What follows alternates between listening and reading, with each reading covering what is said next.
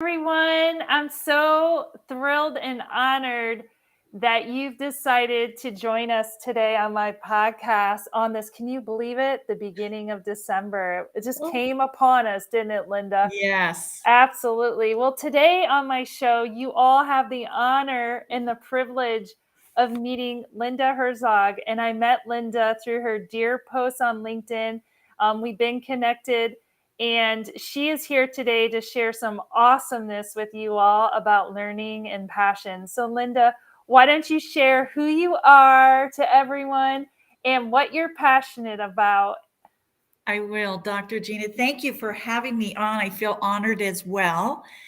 It's an interesting question. Tell me about yourself, and I think we all have to sit down and really think that through. Okay, who am I? But, Yeah. I am a woman that has been very career minded and very passionate about people. And I remember that I graduated from college with a bachelor's in social science, and then I also received a teaching credential. Hmm. And at that time in your life, you're graduating, you're so excited. And I had to really sit down and think, what is it I want to do? Mhm. And, Dr. Gina, it literally couldn't leave my thoughts that I love people. And I Uh-huh. thought, okay, what does that mean? And it really just, I set out to build a career all around people. And it's just servicing companies and finding great people and staffing and recruitment. I Mhm. worked with major corporations with finding great employees, but just really all about counseling and helping people, especially I was really focused on their careers. And so that's really, I've been so passionate about that. And I think I was the corporate world, but also owned my own business. So I Mhm. think that I know that I bring a nice blend of a business mind. Yeah, I love that idea. And I know Linda, if you follow Linda or you're connected to Linda, you can really feel her passion and caring and really helping individuals move forward in their own passions. And so Linda, what has really inspired you, like specifically in your learning, or really where does that inspiration come from? Well, I've got a couple scenarios I want to paint that I think really help to understand where I'm coming from. And that is a few years back, my husband and I opened our own business called Personnel Resources. Hmm. And we cashed in our retirement, took the big Uh-huh. step to Uh-huh. start a company. And it was just, you know, so exciting. And we just the whole scenario of opening a company was a big deal.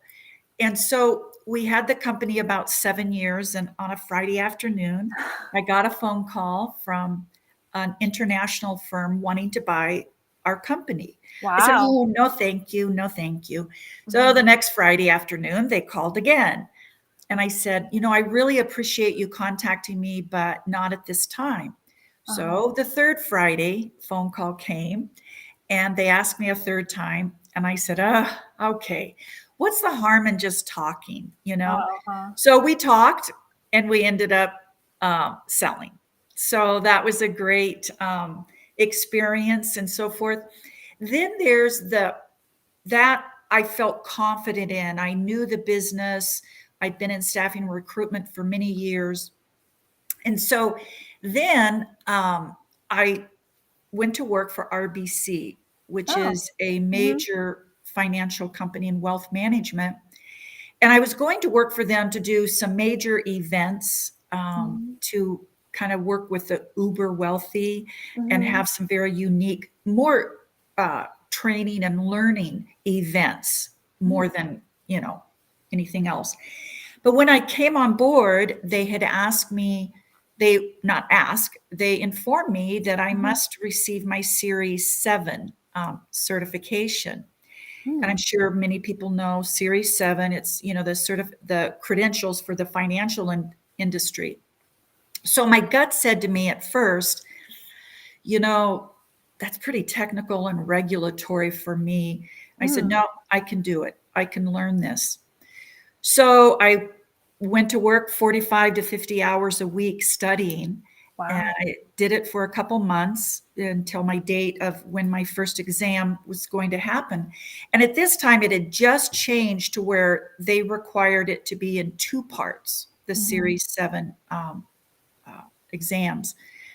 So I went, took the first exam, and I passed. And I was just so Wow. excited. I was like, wow, I can do this. So the second half came about, and my date to take it happened. And I went in, took it, and Dr. Gina, I did not pass. Oh. And I was so devastated. And Mm-hmm. it was very difficult. So I pulled myself up by the bootstraps and I said, all right, they were giving me another opportunity to take it. So I studied again for a few weeks, went back in, took the exam again, and I did not pass. Mm-hmm. So I was really I devastated. bet. And Dr. Gina, it Mm-hmm. took me quite some time to overcome that one. So, Mm-hmm. my answer to the question, what inspires me to learn, Mm-hmm. is through this experience of the two comparisons, it was how important it is for us to know what we're passionate about and good at and stick to that. That here I was selling to an international firm successfully, my company. Mm-hmm. Then I've got the RBC Series 7. And it truly was. It was too technical and regulatory, and I wasn't passionate about it. Yeah, So, yeah, definitely finding your passion is yes, critical to not only having a positive mindset, but finding that joy and really what inspires you. So yeah. I can appreciate that, you look at how farther ahead you've come, even from that failure, like really overcoming that terrible experience that you had and probably really made you feel pretty bad and to Yeah, it was overcome bad. that Yeah. exactly. So we should never give up. I mean, when you have a hurdle or something that is, devastating, you just really have to find a way to move on. And so, Linda, tell us like kind of about that. Like, what are your thoughts? Because I know we talked a lot about before we even came on about your passions and kind of how you've kind of changed those over time.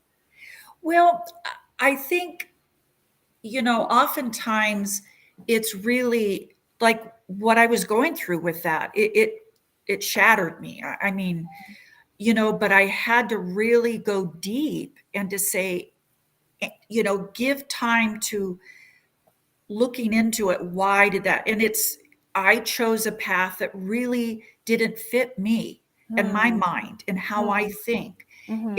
I'm a little bit more, I guess you could say, more the right brain versus the left brain. Mm-hmm. And I'm more creative, I'm more social.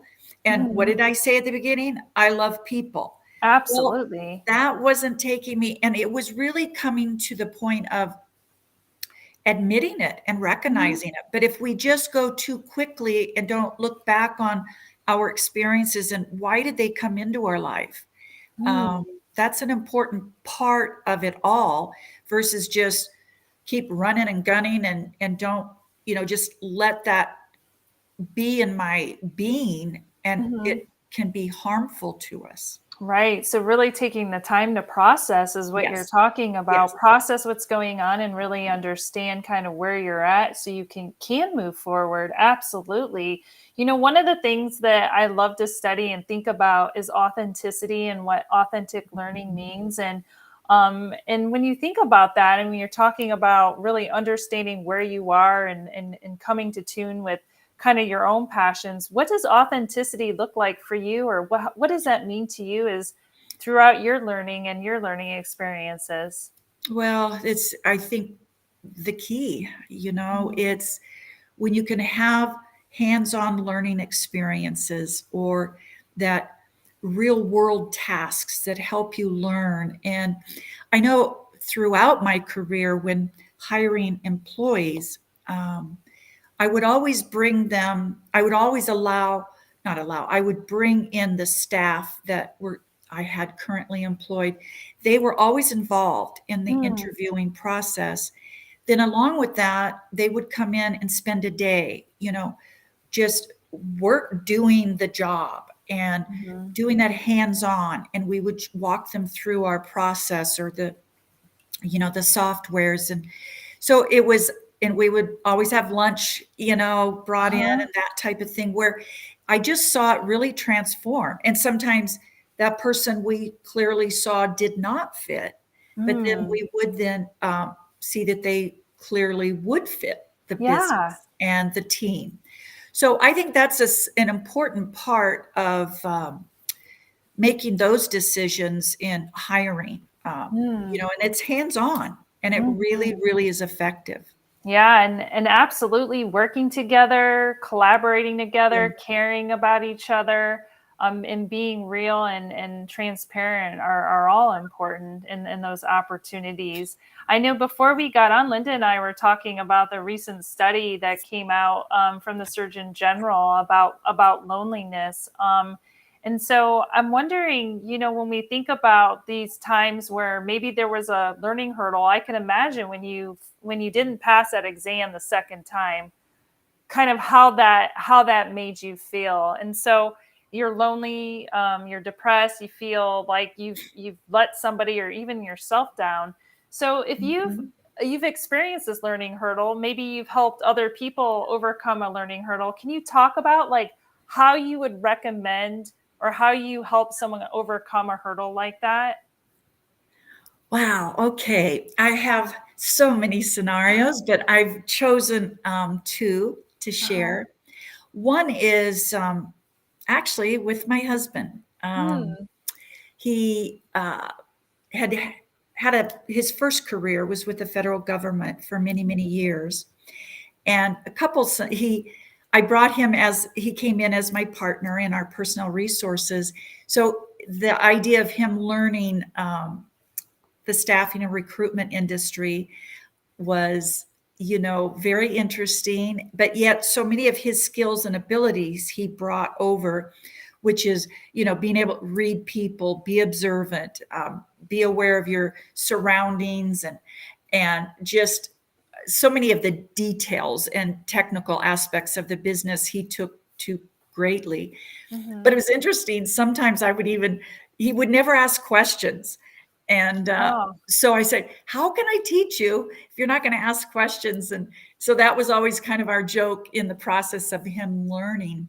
And then a little segue into that is I joined a company, Jet Aviation, in the private aviation industry.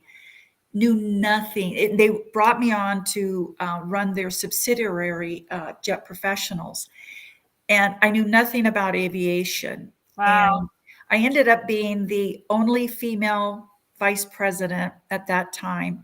So daily, I was in all the meetings and I was the only female. Hmm. And so I knew deep down I had to really dig in, and their acronyms are just, it's like a foreign language. I can Learning imagine. all the terminologies, the pilots and how many hours flown, all these kinds, the maintenance. I opened up the maintenance division that they in Wow. the staffing and recruitment. So that was overcoming, that learning of, and I loved it, Dr. Jean, I loved it. Yeah. Then back to my husband. When I started with the company, a position in the vice president or the vice president of aircraft management opened up, and I saw him fitting it beautifully. Hmm. And he says, "No way, no way." I said, "Listen," and I, emphasized what he would bring to the table.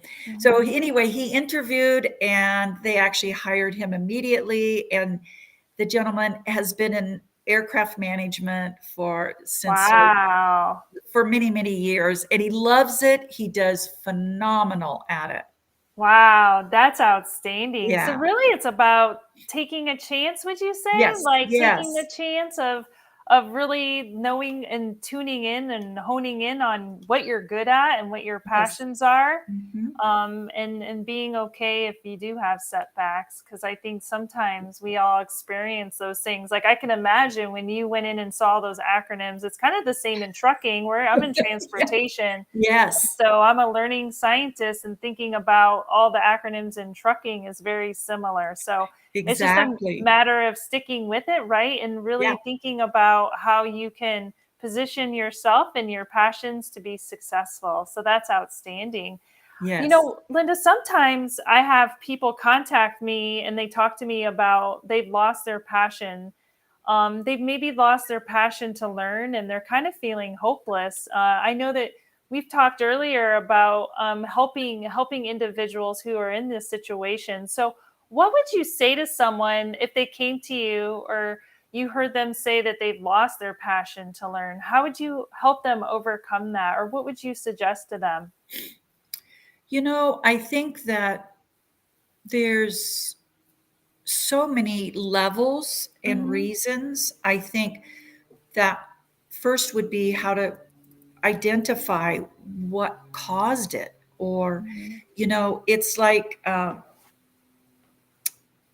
just, I think that's the first process of asking the questions to understand what happened. And I mean, to lose passion in learning is almost like having no life. Hmm. I think that's what life is all about. And it's like I had to learn to, I'm going to get a little personal here. And so I had to learn to live life after a divorce with two Yeah. young kids. Hmm. I had to learn to live life after both my parents passing away. Yeah. I had to learn about life when both my brother and myself are cancer survivors. Hmm.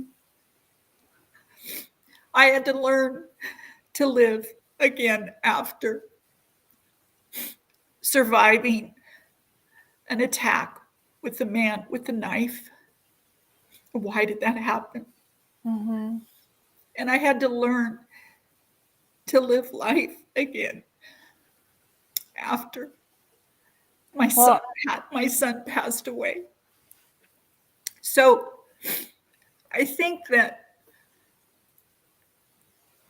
it's learning how you really truly want to find and get to the other side, mm, to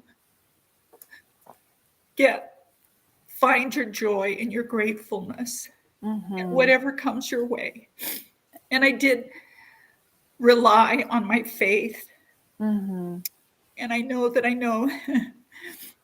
that God was with me through all of these traumatic experiences in life. But we all have to go deep after, and what really is our purpose in life and passion. mm, mhm. And I'm so honored, Dr. Gina, to have gotten to the other side. Oh, absolutely, Linda. Absolutely. And Well, these thank are, you. Thank you for being so transparent and open and sharing. And you started the podcast saying that you care about people, and I think you sharing your stories and being authentic in that way can really help other people see that you can have the courage. You've had the courage. You had the courage, and you made the decision to find what that was that makes you happy. And you found your love language. You love making people happy. So yes. it gives you that reason to continue on. And so for that, everyone is really appreciative. Well, and Dr. Gina, I want to encourage, what I wanted to say also is, please, if you've lost that passion for learning, or you are going through something in your life that's whatever it might be, reach out. There are people that can help you get to the other side and feel grateful, and not And even with that experience, it helps it be accomplished more quickly, you know? But it's also reaching out to get the help that you need.